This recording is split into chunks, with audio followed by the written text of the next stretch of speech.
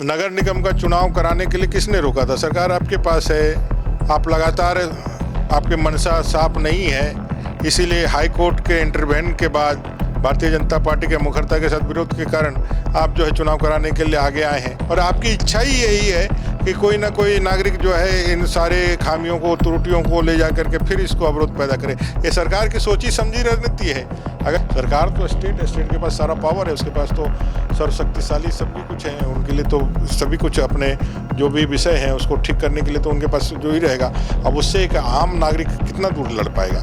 और इसी कमजोरी का फायदा उठा करके सरकार जो है मनमानी करने के लिए आगे बढ़ती है। अब परिस्थिति यहाँ खड़ी होती है कि भाई दलितों के सब्र का इम्तिहान ये सरकार कहाँ तक लेगी, और जब सब्र टूटेगा, मैंने कहा प्रेस कॉन्फ्रेंस में, तो ये सरकार के लिए बहुत भारी पड़ेगा। निकाय चुनाव की सुगबुगाहट एक तरफ तेज हो रही है तो दूसरी ओर प्रमुख विपक्षी पार्टी बीजेपी जो है रिजर्वेशन को लेकर सवाल उठा रही है। हमारे साथ पूर्व नेता प्रतिपक्ष अमर कुमार बावरी हैं, जो लगातार, चूंकि पहले एससी के प्रदेश अध्यक्ष भी रहे हैं एससी मोर्चा से, और ऐसे में दलितों की आवाज को उठाते रहे हैं। इस बार फिर रिजर्वेशन को लेकर आवाज उठाया है, कहीं ऐसा ना हो कि फिर से एक बार अड़चन आए।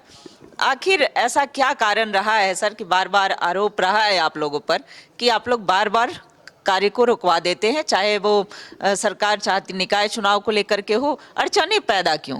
देखिए, अड़चन नहीं पैदा करना है।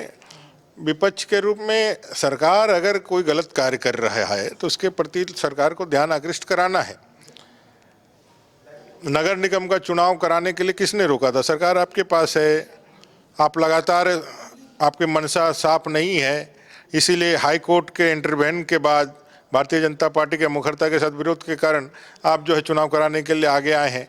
और आगे आने के बाद भी आपने जो संवैधानिक व्यवस्थाएं हैं, जो नियम कायदे कानून हैं, आप उसको तोड़ मरोड़ करके, उसको इधर उधर करके आप ले करके आए हैं। और आपकी इच्छा ही यही है कि कोई ना कोई नागरिक जो है इन सारे खामियों को, त्रुटियों को ले जा करके फिर इसको अवरोध पैदा करे। ये सरकार की सोची समझी रणनीति है। अगर यदि सही में उनको नगर निगम के माध्यम से, नगर पंचायत, नगर परिषद के माध्यम से जनता के उन्नयन का यदि ध्यान रखता तो पूरी तरह से त्रुटि रहित, संवैधानिक मान्यता, संवैधानिक दायरे के अंदर कानून संगत नियम कायदे कानून और बाकी जो रोस्टर आरक्षण है उसको लेकर के आते हैं। वो तो त्रुटि इसीलिए करते हैं जानबूझ करके कि भाई ये वहाँ फंसे, और उस त्रुटि करने में यदि किसी को यदि वो इस्तेमाल करते हैं, जिस पे सबसे ज़्यादा वो प्रयोग करते हैं, तो है दलित समाज, और सबसे ज़्यादा हक अधिकार उनका मारा जा रहा है इस लिहाज से।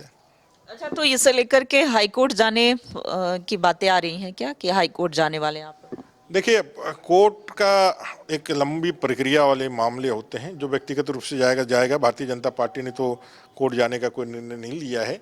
जो नागरिक है उसको कैसे, उसका संवैधानिक अधिकार, वो कैसे रोकिएगा कोई जाना होगा तो। लेकिन दलित समाज में ऐसा कितने लोग हैं जो इन सारी प्रक्रियाओं को पूरा करने के लिए यहाँ से लेकर सुप्रीम कोर्ट तक, सरकार तो स्टेट के पास सारा पावर है, उसके पास तो सर्वशक्तिशाली सभी कुछ है, उनके लिए तो सभी कुछ अपने जो भी विषय हैं उसको ठीक करने के लिए तो उनके पास जो ही रहेगा। अब उससे एक आम नागरिक कितना दूर लड़ पाएगा? और इसी कमजोरी का फायदा उठा करके सरकार जो है मनमानी करने के लिए आगे बढ़ती है। फिलहाल आप आग्रह कर रहे हैं कि सरकार उसमें बदलाव लाए, जहां पर रिजर्वेशन नहीं मिल रहे हैं वहां पर रिजर्वेशन मिले? मैं ये कह रहा हूँ कि जो रिजर्वेशन जिसके लिए जो आरक्षित किया गया है, आप नए रिजर्वेशन और पुराने रिजर्वेशन जो भी है उसको देख करके जिसका जो अधिकार है, क्योंकि वंचित लोग हैं, शोषित लोग हैं, ये दलित लोग हैं, और इनको ये आरक्षण की व्यवस्था इसीलिए दी गई थी कि भाई ये अपने से ये सारी चीज़ें नहीं कर सकते हैं, इसको विशेष एक कुछ प्रावधान के माध्यम से इनके उन्नयन की व्यवस्था करी जाए।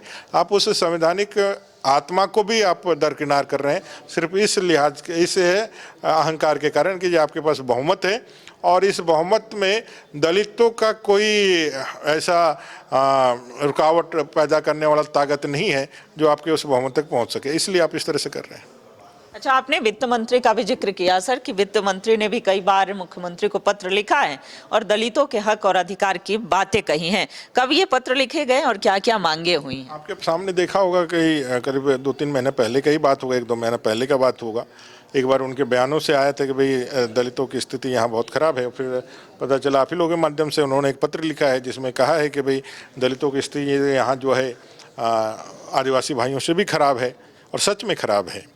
और जब मंत्री के पद पर बैठा हुआ, वो भी इतने महत्वपूर्ण पद पे जहाँ वित्त देख रहे हैं, सारी योजनाएं उनके आंखों के सामने से गुजरती है, तो उन योजनाओं में दलितों की क्या स्थिति है और जिस तरह से यहाँ लगातार वो तो वहाँ निर्णय वाले टेबल पे बैठे हुए हैं, जब अधिकार छीना जाता होगा तो उनके मन की पीड़ा है और पीड़ा को उन्होंने बताया, फिर सार्वजनिक भी करा। लेकिन कांग्रेस जेएमएम आरजेडी ने कभी दलितों को वह अधिकार देने का कभी उन्होंने प्रयास ही नहीं किया, कभी उसके लिए आगे ही नहीं आए। इसलिए उनकी पीड़ा को भी उपहास में या फिर संज्ञान में ना लेने लायक मान करके उसको दरकिनार कर दिया गया। तो कुल मिलाकर के अब स्थिति परिस्थिति यहाँ खड़ी होती है कि भाई दलितों के सब्र का इम्तिहान ये सरकार कहाँ तक लेगी, और जब सब्र टूटेगा, मैंने कहा प्रेस कॉन्फ्रेंस में, तो ये सरकार के लिए बहुत भारी पड़ेगा और उस सब्र टूटने तक का जो स्थिति है वो सरकार ना करे। जो इनका संवैधानिक अधिकार, हम अलग से कुछ नहीं मांग रहे हैं, जो हमारा संवैधानिक अधिकार है उसको तो ठीक ढंग से आप यहाँ पे एग्जीक्यूट करा दीजिए, वो तो उनको दे दीजिए। चलिए, ये तो हो गई दलितों के अधिकार की बातें, लेकिन चूंकि आप प्रमुख विपक्षी पार्टी की भूमिका में हैं, बीजेपी कई मुद्दों को लेकर के आवाज उठाती रही है, आप भी उठाते रहे हैं, लेकिन सड़कों पर वो आंदोलन नहीं दिख रहा है, सड़कों पर वो मांगे नहीं दिख रही हैं, आखिर क्यों? अभी 1 साल हुआ है सरकार का, अभी मैंडेट मिला था सरकार को। अब पहले ही से यदि करने लगे तो लोग कहेंगे जो हमने तो अभी फिर सरकार वापस लाया है और अभी इनको मौका ही नहीं दिया। 1 साल बीत गए हैं। अब देखिए हमारा तेवर, अब भारतीय जनता पार्टी का तेवर देखिएगा, नई जोश नई खरोश के साथ इस सरकार के इस अन्याय के लिए और अन्याय के विरोध में जनता को साथ में लेकर के हम इस सरकार के इस ठगी को, इस झूठ को उखाड़ फेंकने के लिए निश्चित रूप से आगे आएंगे। और आने वाले समय में आप देखिएगा कि भारतीय जनता पार्टी अपने मुख्य विरोधी दल के दायित्व को सदन के अंदर भी माननीय प्रदेश अध्यक्ष नेता प्रतिपक्ष बाबूलाल मरांडी जी के नेतृत्व में और सदन के बाहर भी सड़क में हम मजबूती के साथ ये दिखाएंगे।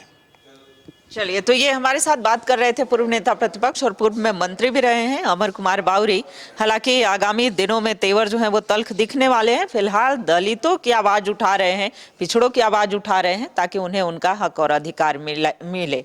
और देखने वाली बात होगी कि निकाय चुनाव इस बार संपन्न होता है या फिर कुछ और अड़चने आती हैं। कैमरा पर्सन अभय के साथ रुचि शर्मा, न्यूज़ 11 भारत, रांची।